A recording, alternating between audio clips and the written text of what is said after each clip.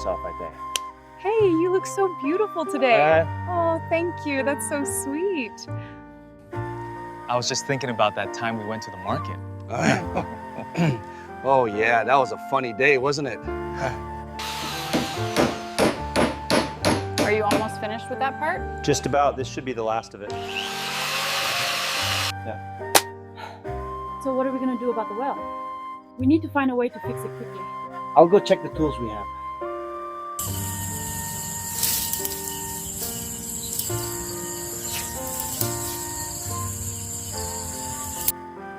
This is our main source of water here in the valley.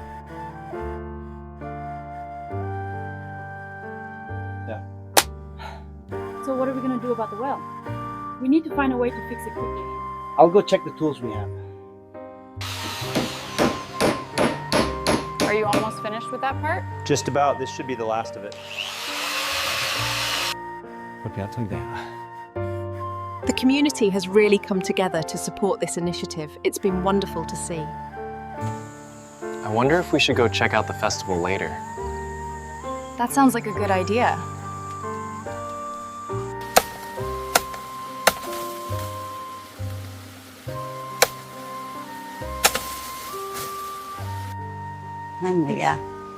So I was telling him, you really need to consider what she's been going through lately. I'm harvesting these leaves.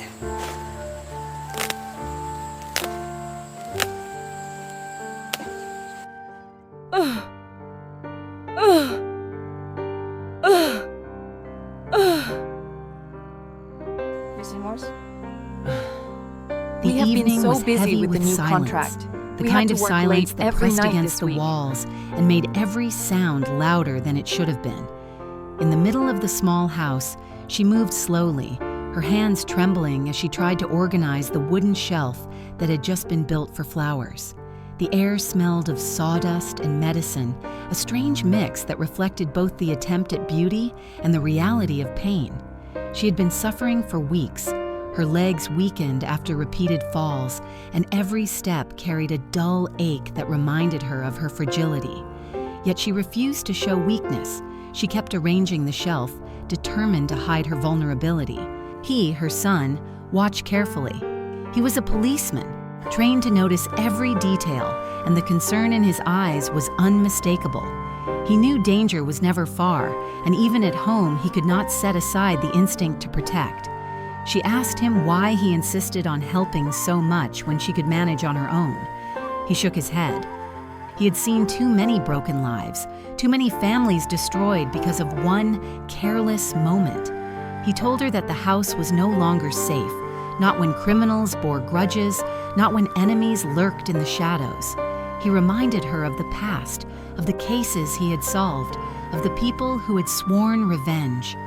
She listened quietly, but her silence was not agreement. It was the silence of someone who feared the truth, but had no power to deny it. The child ran across the room, his laughter echoing against the walls. Innocent, unknowing, he played with a broken toy car, unaware that the adults around him were already planning his future in whispers and cautious glances. She, the mother, wanted to keep him close. She insisted that the child should stay with her, that she could not bear the loneliness of an empty house. But he, the policeman, shook his head. His voice was firm, edged with a tension she could not ignore. He explained that leaving the child here was dangerous. The house was too exposed, the paths too quiet, the nights too long. He argued that the grandmother's house, further down the village, was safer. It was larger, filled with light, and always surrounded by neighbors. If anything happened, help would come faster. She resisted at first. Her voice broke as she pleaded to keep the child with her. But he reminded her of reality. She often worked in the forest, collecting bamboo shoots or tending to the small fields, and she could not bring the boy everywhere. What if something happened when she was away? What if danger came when she could not protect him? The thought silenced her. She lowered her head, tears burning her eyes, and finally she whispered her agreement. The grandmother, sitting quietly in the corner, nodded. She had been silent, watching the argument unfold, but now she spoke. Her voice was weak, but steady. She admitted that she wanted the boy with her. She promised she would care for him, that the house was ready, that the rooms were open and welcoming. She said the boy would not be alone, that he would have friends nearby, other children to play with, and a safe yard where he could laugh without fear. The boy's face lit up at the thought, and his innocent smile pierced the hearts of the adults who struggled with their choices. That night, while the sky outside darkened into heavy clouds, they began to plan. They would clear the rooms at the grandmother's house, bring the child's clothes and toys, and prepare a place where he could sleep without worry. She still looked broken, her eyes following the boy with a longing that could not be spoken. He placed a hand on her shoulder, promising they would visit every day, that she would never feel abandoned. But inside, he carried another truth he did not share. He feared the threats of old enemies. He feared the shadow of betrayal. He feared that the life he had built could collapse at any moment. The next morning, the storm clouds broke. Rain fell against the roof as they worked together, lifting furniture, carrying boxes, cleaning every corner. The grandmother, despite her aching legs, helped fold blankets and stack dishes. The child followed them around, asking questions, laughing at the sound of the hammer striking nails into wood. Every detail seemed normal, but beneath the surface, tension brewed. Every glance exchanged between the adults carried more than words could say. She, the mother, clung to her son every chance she got, kissing his forehead, holding his small hands tightly, as if she could imprint the warmth of his skin into her memory. He, the policeman, tried to distract himself with work, but his jaw tightened each time he thought about what might come if he was wrong, if danger was closer than he imagined.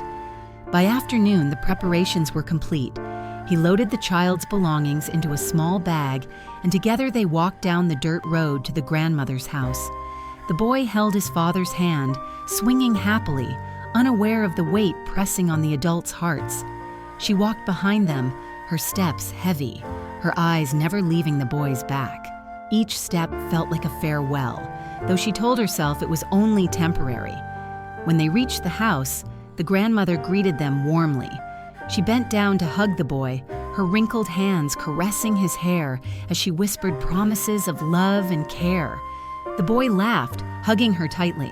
She watched from the doorway, her chest tightening with a mix of relief and grief. He crouched to face his son, his eyes serious now. He told the boy to be brave, to listen to the grandmother, to behave well. The boy nodded innocently, unaware of the danger that had forced this decision.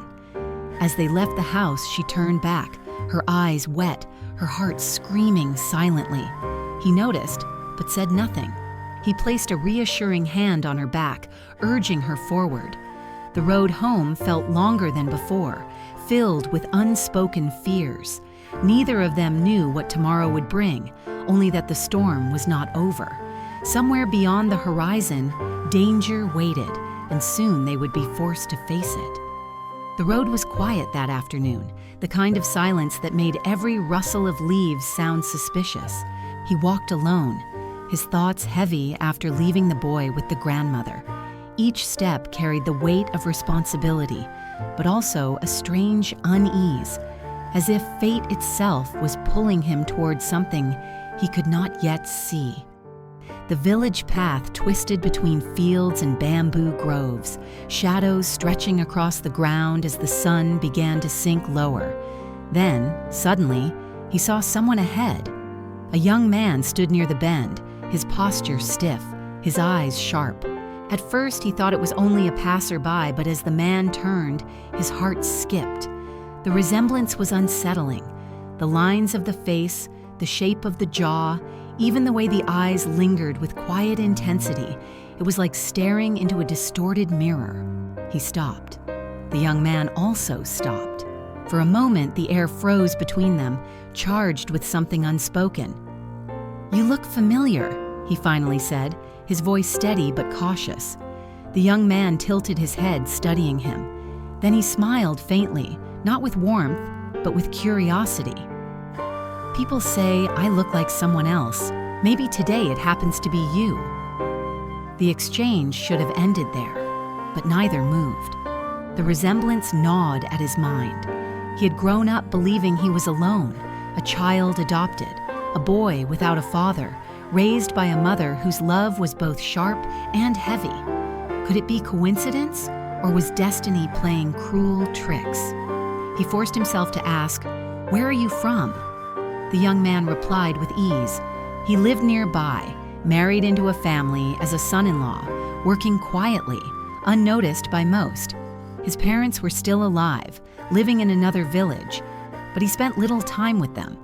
His voice carried no pride, only resignation, as if his life had been built on compromises and disappointments. They stood side by side for a while, the conversation weaving between small details and heavy truths. He shared pieces of his own past, how his mother once treated his wife with cruelty, how she had nearly destroyed the chance of having children, how regret had softened her heart with time. The young man listened intently, eyes narrowing as if every word touched a hidden chord. Then came the confession he rarely spoke aloud. He admitted that he was not his mother's biological son, that he had never known who his father was. He revealed the existence of an uncle, a man lost to addiction who had haunted his mother's life with violence and shame. His words hung in the air like smoke, thick and bitter. The young man's expression shifted. There was a flicker of recognition, or perhaps shock, but it was gone as quickly as it appeared. He looked away, pretending indifference, though his hands clenched tightly at his sides. "You and I," the young man said softly, "we look alike, maybe more than we should." The statement was casual, but the weight behind it pressed hard against his chest. Could it be? Could the truth be standing right in front of him, disguised as coincidence? The sky darkened, clouds gathering overhead. A breeze rustled the leaves, carrying with it the scent of damp earth and rain to come.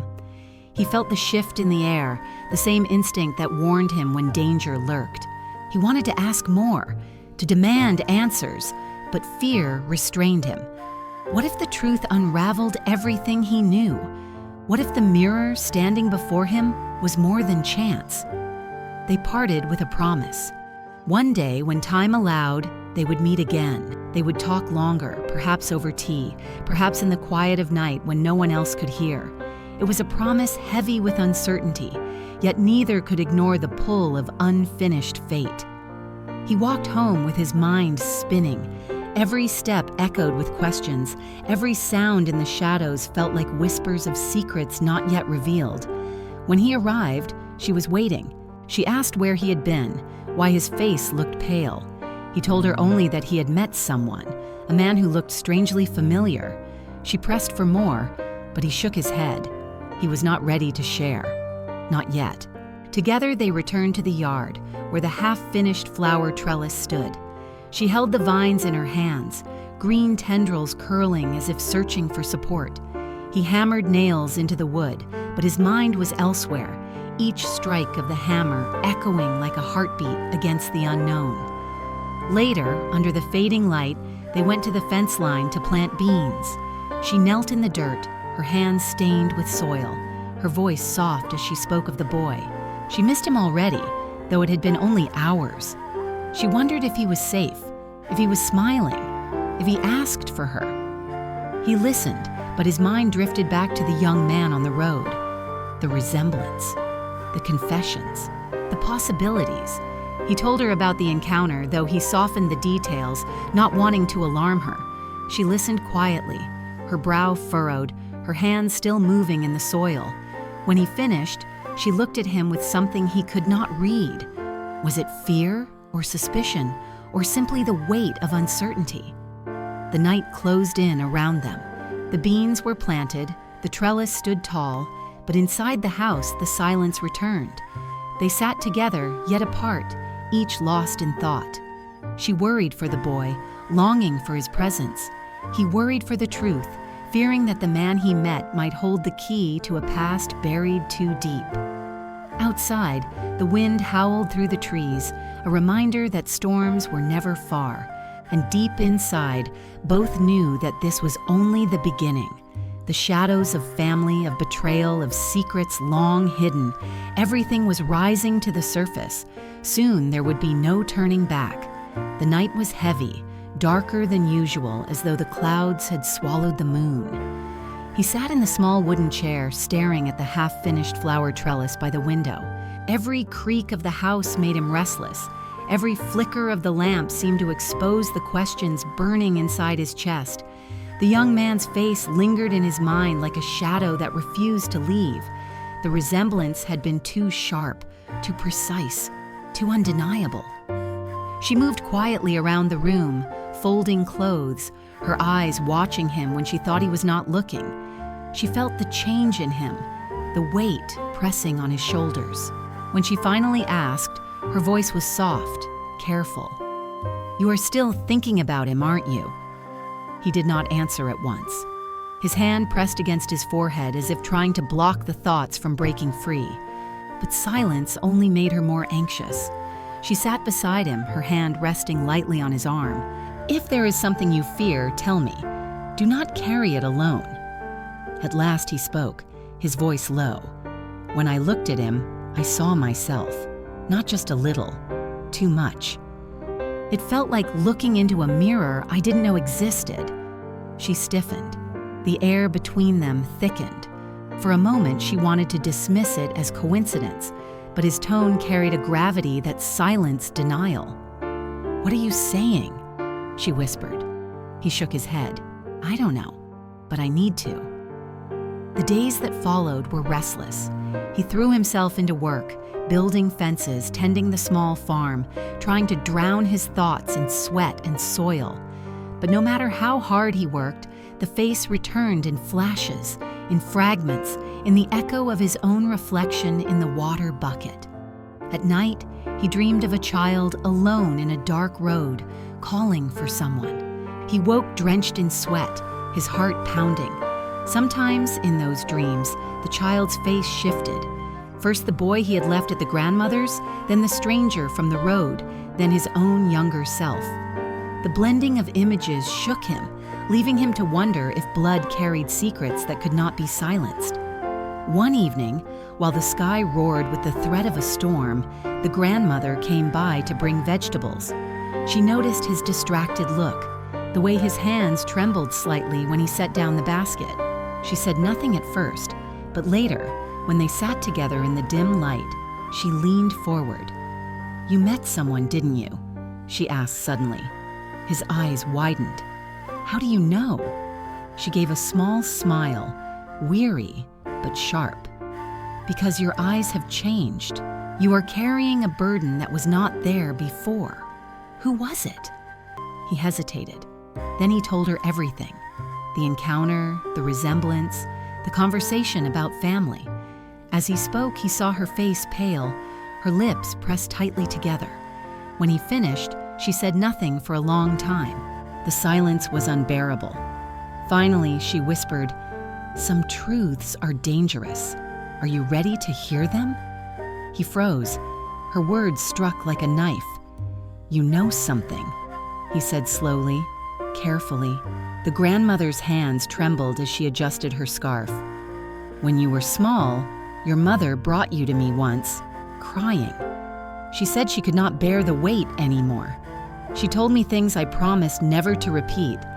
I thought they would stay buried, but now, perhaps fate has decided otherwise." His breath caught in his throat. She did not continue, but he pressed. "Tell me." The storm outside broke.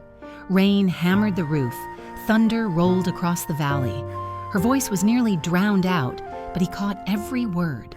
She spoke of a man, his mother's brother, the one lost in addiction, but she hinted there had been another, a shadowy figure from the past, someone his mother had tried to erase from memory. She never said the word father, but the implication hung heavy. By the time she finished, he was shaking. He rose abruptly, pacing the room, his chest tight. She tried to calm him, but it was too late. The seed of suspicion had already grown into something monstrous. That night, he could not sleep. He walked the fields in the pouring rain, his lantern flickering in the wind. Every corner of the farm seemed haunted by the echo of footsteps that weren't his. When he closed his eyes, he saw the young man again, standing on the road, staring back at him with eyes that looked too much like his own. The next morning, he told her that he had to go find the man again. She begged him not to, fear plain in her voice. What if the truth destroys everything we have? What if it is better not to know? But he could not stop. He had spent his life in shadows, never knowing where he truly belonged. Now, with a mirror walking in front of him, he could not pretend anymore. "If I do not face it," he said, "then it will chase me forever." He went back to the village, retracing his steps. The young man was not there. He searched the fields, the market, the narrow roads that wound between houses. Finally, near dusk, he found him again, carrying tools, sweat dripping from his brow. This time, the conversation was longer, sharper. He asked about the young man's parents, pressing harder than before. The answers were vague, evasive, as though the man himself carried doubts about his own bloodline. The tension grew. Their voices rose. At one point, they stood chest to chest, both trembling with something that was not quite anger, not quite fear, but the raw pulse of recognition. The young man finally said, "Maybe we are connected. Maybe we are not.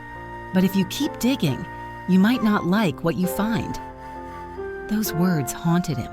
That night, when he returned home, she saw the wildness in his eyes and knew the storm inside him had only grown. She tried to pull him back, tried to remind him of the boy, of their family, of the life they had built. But the past had its claws in him now. The grandmother watched silently, her eyes clouded with worry. She had lived long enough to know that family secrets never stayed buried forever, and she feared that when this one came to light, it would tear everything apart. Outside, the storm raged on. Inside, the walls of the house seemed to close in. The boy's laughter was gone, the warmth of family dimmed. What remained was the sound of rain, the crackle of thunder, and the quiet, relentless truth waiting in the shadows. And as he stared out into the darkness, he whispered to himself the question that would not let him rest. Who am I really? And who is he? The answer, he knew, would not bring peace. It would bring fire.